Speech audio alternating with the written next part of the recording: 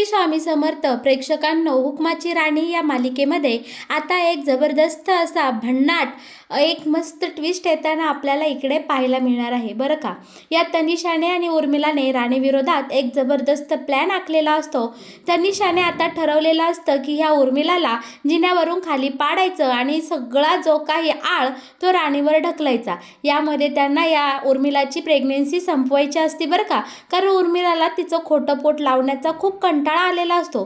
पण प्रेक्षकांनो, इकडे उर्मिलाचा हा डाव इथे अख्खा फसलेला असतो. तनिषाचं हे कारस्थान उर्मिलावर चांगलं शेकलेलं असतं आणि इकडे उर्मिलाची खोटी प्रेग्नेन्सी सगळ्यांसमोर उघड झालेली आपल्याला आता येणाऱ्या काही भागांमध्ये पाहायला मिळणार आहे. आणि इकडे ज्यावेळी उर्मिलाचं हे खोटं पोट जेव्हा मालतीच्या हातात येतं तेव्हा मात्र मालती पुढचा मागचा विचार न करता या उर्मिलाची थेट घराबाहेर रवानगी करताना आपल्याला इकडे पाहायला मिळणार आहे. तनिषाच्या एका चुकीमुळे आता उर्मिलाला घरातून धक्के मारत हाकलून दिलेला आपल्याला मालिकेच्या येणाऱ्या काही भागांमध्ये पाहायला मिळणार आहे. पण हे सगळं मालिकेमध्ये नक्की कशा प्रकारे घडणार, कसं घडत जाणार हे जर तुम्हाला जाणून घ्यायचं असेल तर तुम्ही आपला हा व्हिडिओ अगदी शेवटपर्यंत बघा, म्हणजे तुमच्या सगळं काही इकडे लक्षात येऊन जाईल बरं का. प्रेक्षकांनो, आता इकडे मालती खूप रुसून बसलेली असते कारण तिचा चार चौघामध्ये खूप मोठा अपमान झालेला असतो. मंगळागौरीच्या दिवशी जो काही प्रकार घडला याने मालती खरोखरच खूप दुखावली गेलेली असते. पण इंद्रा इकडे आता आईची समजूत काढतो, बोलतो की आई चल अगं तू खाली चल, राणीने मुद्दामून हे केलं नाही. मालतीची कशी बशी आबा आणि आता इकडे इंद्राने समजूत काढलेली असते आणि तिला हॉलमध्ये आणलेलं असतं.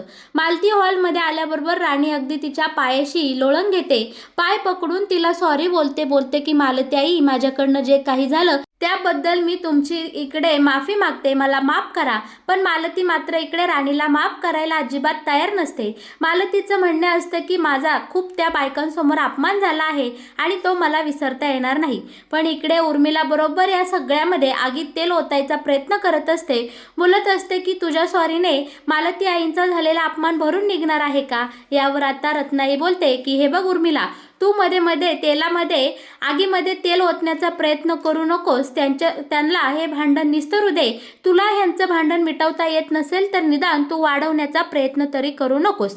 इकडे आता राणी पुन्हा एकदा मालतीला सॉरी म्हणत असते, झालं गेलं सगळं विसरून जा बोलत असते. पण मालती बोलत असते, हे बघ राणी, जरी तुझी ह्यामध्ये चूक असो किंवा नसो, पण माझा झालेला अपमान मला एवढ्यात विसरता येत नाही. असो, झालं गेलं, आता काही त्याने बदल होणार नाही. पण माझा खूप मोठा अपमान झाला आहे. सगळ्या बायका माझ्यावर हसत होत्या आणि माझ्या हाताला सुद्धा खूप काही लागलं आहे. शिवाय देवीची ही ओटी उधळली गेली, यामुळे माझं मन खूप नाराज झालं आहे. सारखं सारखं मला सॉरी बोलून आता माझं डोकं खाऊ नकोस. तुमच्या सगळ्यांच्या आग्रहाखातर मी इकडे खाली आले आहे. त्यामुळं आता या विषयावर मला बोलायची अजिबात इच्छा नाही आणि तुम्ही हा विषय ताणू नका.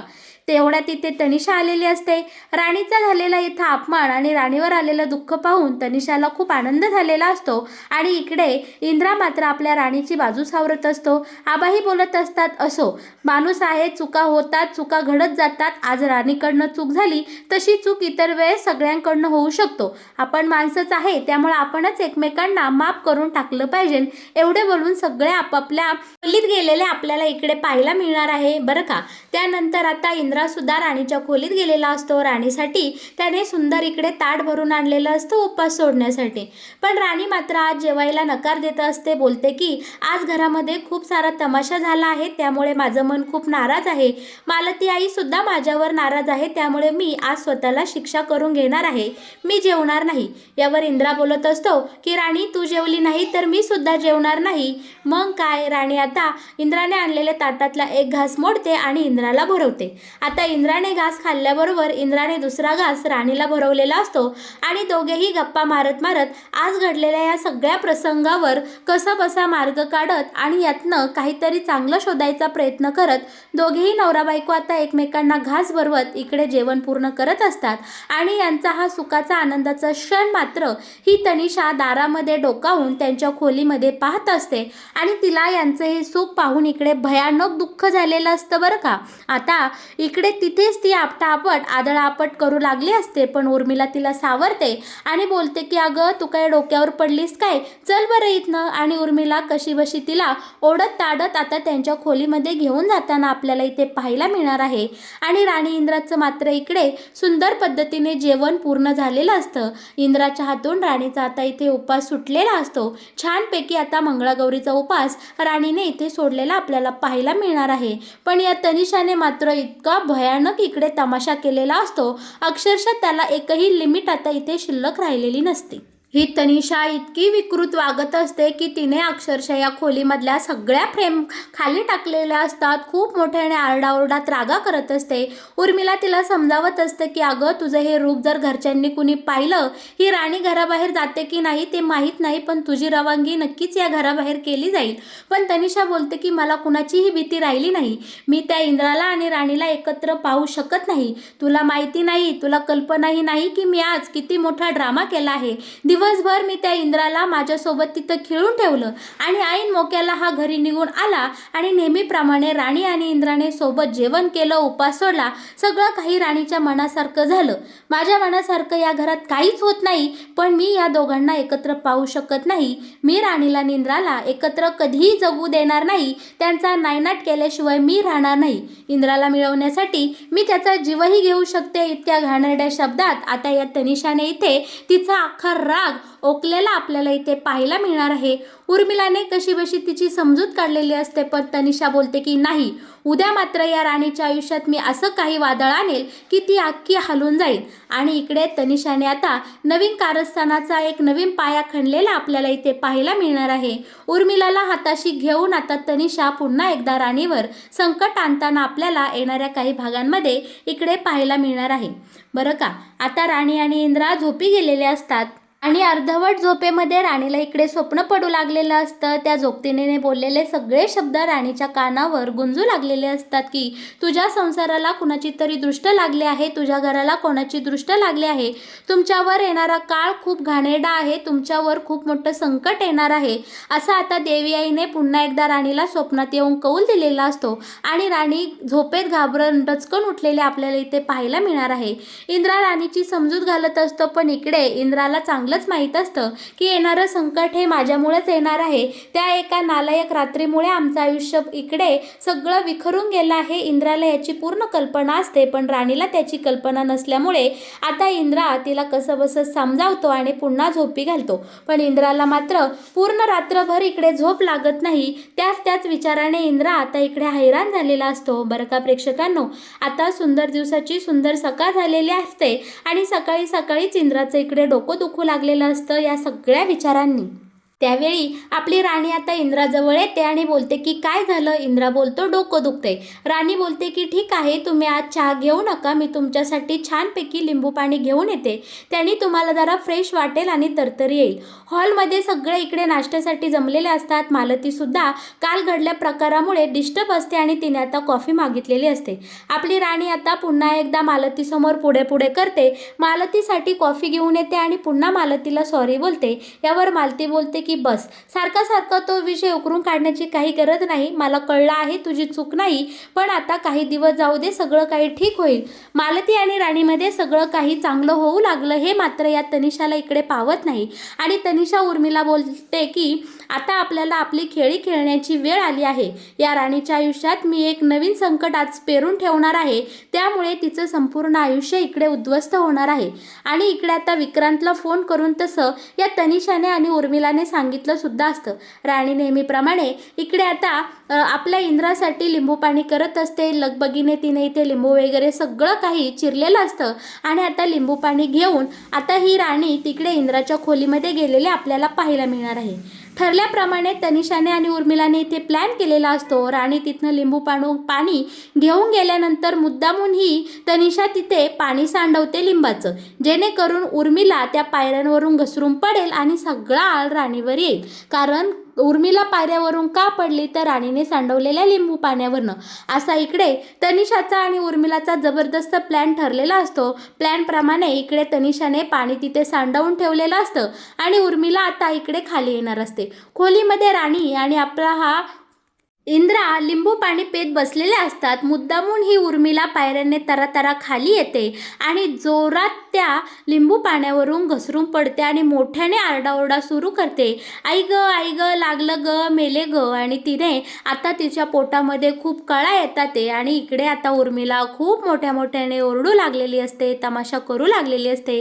घरातले सगळेजण आता एक एक करून इथे जमलेले असतात. काय झालं तर उर्मिला पायऱ्यांवर न पडली म्हणून मालती रत्नाई खूप घाबरून गेलेले असतात. राणी उर्मिलाला हात लावाय जाते तर ती तिला तिथनं झिडकारते आणि बोलते की तुझ्यामुळेच मी इथं पडले आहे. पायऱ्यांवर पाणी कोणी सांडवलं? तर लगेच इकडे ही तनिषा पुढे करत जाते आणि बोलते की इथं कोणीतरी पाणी सांडवलंय आणि हे लिंबू पाणी आहे. त्यामुळे राणी बोलते की हो, लिंबू पाणी मी आत्ताच इंद्रजितसाठी घेऊन गेले होते.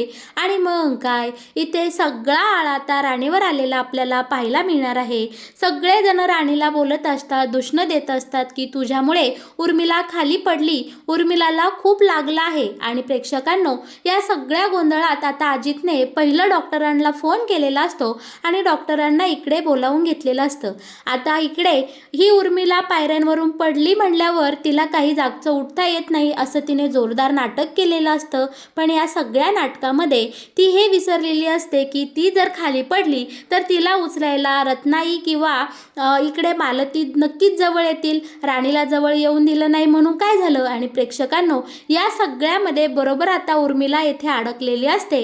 उर्मिलाला उचलण्यासाठी मालती आणि रत्नाई जशा जवळ येतात तशी उर्मिला मागे सरकते, बोलते की मी ठीक आहे. पण उर्मिलाला आता इथे कुणीही भीक घालत नाही बरं का.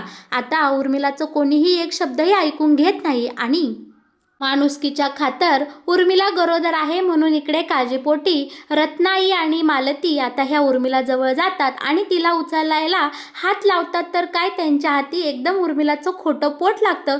त्यामुळे आता मालतीला इकडे संशय आलेला असतो की काहीतरी हे विचित्र जाणवतंय. तरीसुद्धा त्या आता तिथनं उर्मिलाला उचलतात आणि तिच्या खोलीमध्ये घेऊन जाताना आपल्याला पाहायला मिळणार आहे.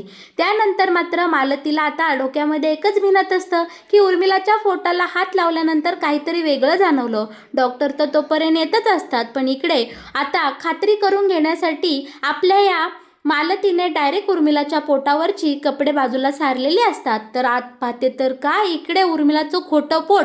आता मात्र इकडे उर्मिलाच्या खोट्या प्रेग्नेन्सीचा खूप मोठा खुलासा मालती आणि रत्नाई समोर झालेला आपल्याला इथे पाहायला मिळणार आहे. प्रेक्षकांनो, तनिषाच्या या खोट्या नाटकामध्ये, तनिषाच्या या कारस्थानामध्ये इकडे उर्मिलाची पुरती वाट लागलेली आपल्याला आता पाहायला मिळणार आहे. मालती आता इकडे रत्नाई दोघीही मिळून उर्मिला विचारतात की हा काय प्रकार आहे उर्मिला, हे खोटं पोट तू का लावलं आहे? याचा अर्थ आम्ही काय समजायचा? याचा अर्थ तू गरोदर नाहीस, मग इतके दिवस तू आम्हाला खोटं फसवत राहिली. आता मात्र इकडे उर्मिलाच्या तोंडून एक शब्दही फुटत नसतो. तनिषाचा प्लॅन उर्मिलावर उलटलेला आता इथे पूर्णपणे आपल्याला पाहायला मिळणार आहे. उर्मिलाला आता मालती आणि रत्नाईच्या प्रश्नाची उत्तर देता येत नाही. पहिलं तर इकडे आपली मालती आईच या उर्मिलाच्या सनकेनी कानाखाली लगावते आणि बोलते की तू तुझ्या कारस्थानापासून कधीही लांब जाऊ शकत नाही, हे पुन्हा एकदा तू आम्हाला सिद्ध केलं आहे.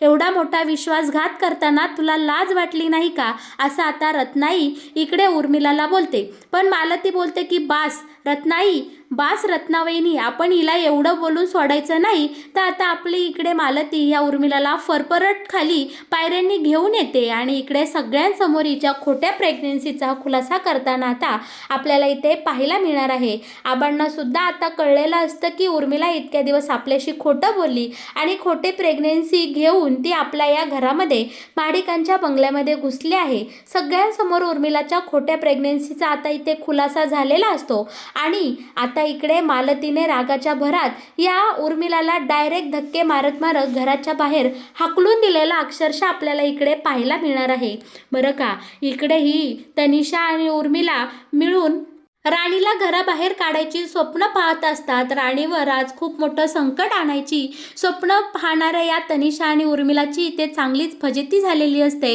उर्मिलाचा डाव पूर्णपणे आता इथे फसलेला असतो. तनिषाचा या कारस्थान अख्खं उर्मिलाच्या अंगावर शेकलेला आता आपल्याला पाहायला मिळणार आहे आणि राणीची घरातून हकलपट्टी न होता इकडे उर्मिलाचीच हकलपट्टी घरातून झालेली आपल्याला इथे पाहायला मिळणार आहे. आणि तनिषा मात्र आता मनात असून सुद्धा उर्मिलाची काहीही मदत करू शकली नाही आणि इकडे सगळं काही प्रेक्षकांना आपल्या मनासारखं झालेलं आपल्याला मालिकेमध्ये पाहायला मिळणार आहे. तर मग हुकमाची राणी या मालिकेत येणारा हा नवीन ट्विस्ट तुम्हाला कसा वाटला?